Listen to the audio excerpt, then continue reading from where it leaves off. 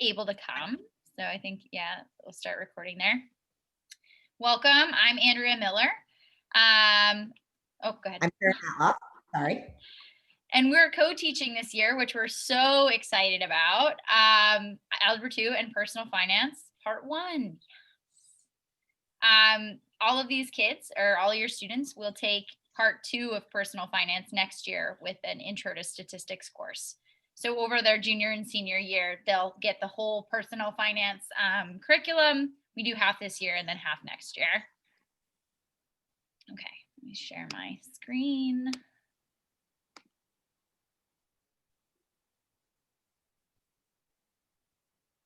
I am monitoring the chat as well if anyone has questions. Oh, cool.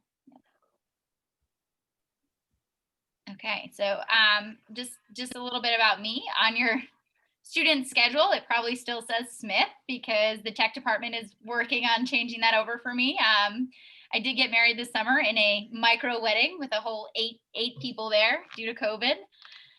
So that was my big event of the summer.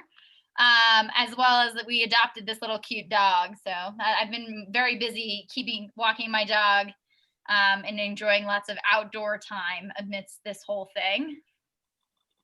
And that's me with my daughter, Ruby. She's 10 and in 5th grade in Natick. And that is Ruby with my dad in upstate New York. I grew up in the Finger Lakes and we visited him this summer. Okay. So this class is, in my opinion, a great curriculum because we get to do some of the algebra. So it's about half algebra. We'll study linear, exponential, and quadratic functions this year, as well as getting ready to take the MCAS. So all of these guys were kind of exempted from the MCAS this past spring with COVID and everything. But the state has decided that, nope, they do need to take and pass MCAS to still graduate high school. So we will be gearing up to take that this year in January. The other half of our curriculum is the very practical side, the very interesting side. It's the personal finance. And this year we'll be talking about income sources, benefits, taxes, checkings and savings accounts, and then credit and some credit cards.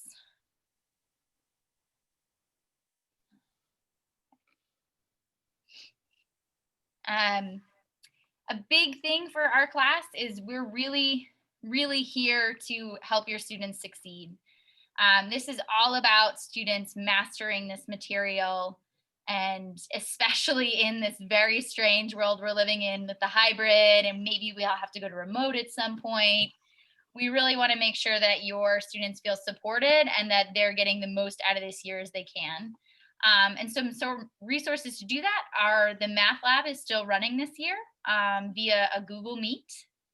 And it's just a general meeting. They open Google Meet and type in that meeting code, Math Lab 2021. It'll bring them to the Math Lab. The schedule for that is going to be posted on the website. I don't think it's up yet, but I think it should be up very soon, within the next week or two. And Andrea, these slides, you're going to make them available for, I see some people writing some stuff down. Are you going to make the slides available for the parents? Yes, we can share the slides and the presentation after this as well. Yes, thanks, Sarah. Absolutely. I have some drop-in office hours, like meaning no appointment. I'm just sitting on Zoom, and I would love for your students to come ask me some questions during these times. So Sunday nights, 7 to 8, Monday evenings, and then Thursday afternoons. Yep, go ahead. For me, I'm an assistant principal, and this is a great luxury and pleasure for me that I get to teach a math class, and especially that I get to teach it with Andrea. So I can be available during the day sometimes, whereas Andrea is teaching other classes, or I can be more flexible sometimes early in the morning because I have my own office. It's large enough definitely for me to meet with a student or two. So we've encouraged the kids to email us to see. We're very willing to work with them. And I know I'm going in to meet with a student in ARC tomorrow. We sometimes can go in and meet with a student in their LC. So we are excited about working with your children. They've been such fantastic kids to be with so far in this very strange environment. They've been super cooperative and understanding when we fumble on things. So we really want them to feel like they're going to do well and feel good about what they've learned. Yeah, and along those lines, I mentioned this before, but we're really trying to grade this class based on mastery. And so some of our graded assignments include work from a Delta Math website, which is a online practice website. It's kind of similar to a Khan Academy, but a little bit different of a setup. And that grade students can work up to 100%. So they can do as many problems as they need, work up to 100%. And it's also there available to them after the assignment is due if they need extra practice, or maybe they missed the assignment and they need to go back and complete it, they can do that as well. That's not something we're taking late credit off of. Really, the goal here is to make sure everybody understands everything by the end of the year. And then in a similar vein, we're going to offer quiz retakes as needed, right? So if a student doesn't do well in a particular quiz, we might ask them to come to an office hour. Let's get you up to speed on solving equations and make sure that they understand that, and we feel like they're good to go. Then they've kind of earned the privilege to take that quiz again and give it another shot.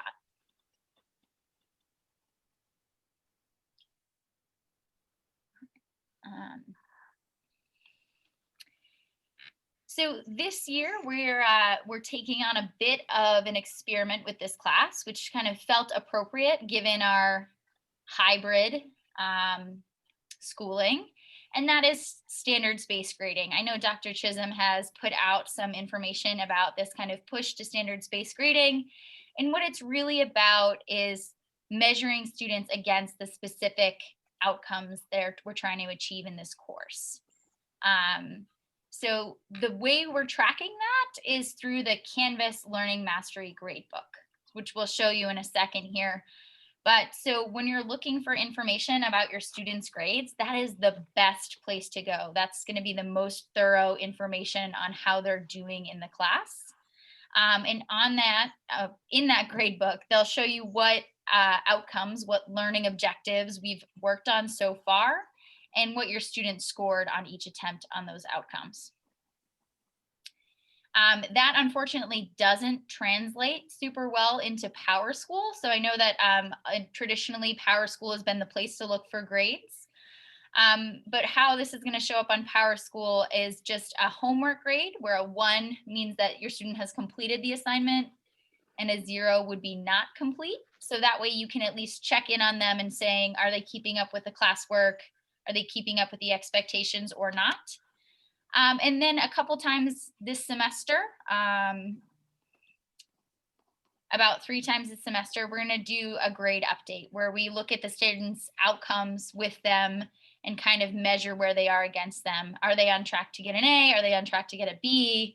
So that when the end of the semester comes, your student kind of is already aware of what grade they're earning and has had opportunities throughout the semester to improve that if they choose to do so. Anything to add there, Sarah, before we continue on? I don't think so. I know that that's a big shift with the PowerSchool, and what's challenging about it is that parents can only access Canvas with their student. But what we're hoping is that promotes a conversation, because our class is really, it's not about grades. It's more about, do you understand it or not? And if you don't understand it yet, that's okay. But how are we going to get you to understand it? So I know it's a big shift for families, and that's why we want to make sure that we're open about it, and obviously open to communicating with everyone, and certainly with, students, special educators. But we just want to make sure that the focus is not on numerical grades, it's on mastery and on what students are doing just to keep getting better.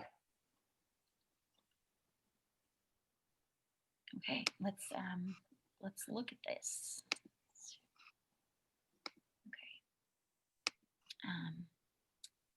With everything being online, we are organizing our entire course through Canvas. So whether your student is in the building with us or at home learning that day, they're really getting the same lesson. So yeah, no matter if they're in the building or at home, they're really getting the same lesson each day.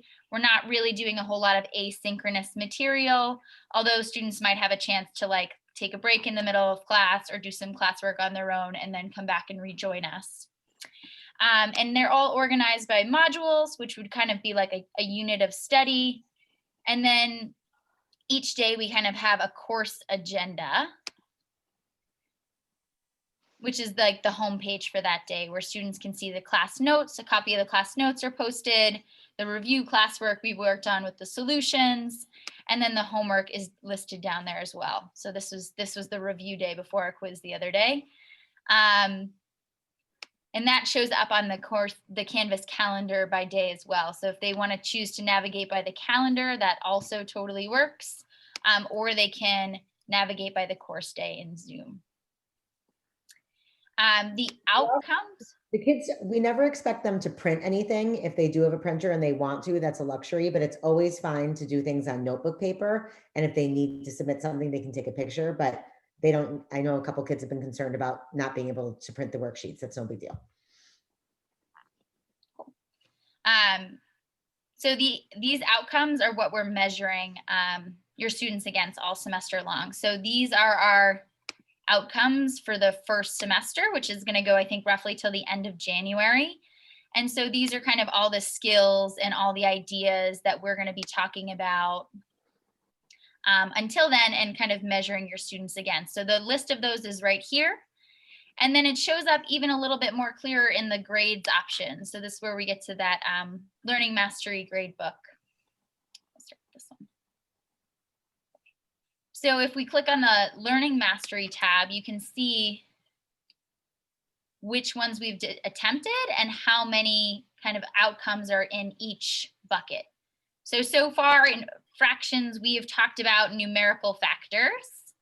And this is a test student, but then for your student, you could click on this and see what assignments were graded and how your student did on each one.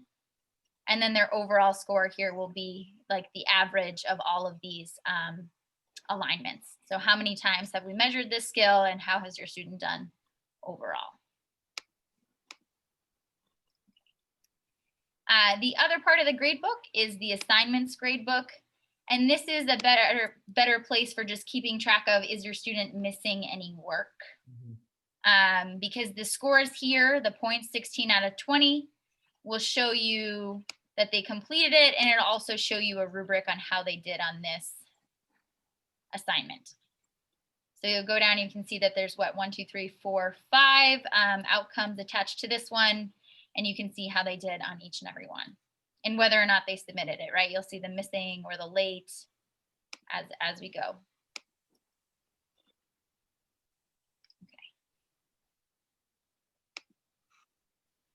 All right, the last thing I think we'll talk to you guys about tonight is how your students are actually going to be graded. So we're going to take all these results at the end of the semester, and we have to turn it into a numerical grade that will live in PowerSchool, and that'll get reflected on your student's transcript. So we're measuring their progress in kind of three buckets of skills. Community engagement, which is really kind of their student skills. Are they coming to class regularly? Are they engaging in class? Are they asking questions when they're confused? Are they learning from their mistakes?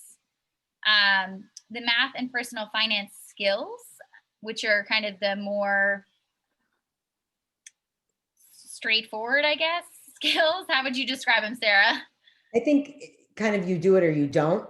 It's not like you can either distribute something or you can't, or you can define what the job market is or you can't. Like it's very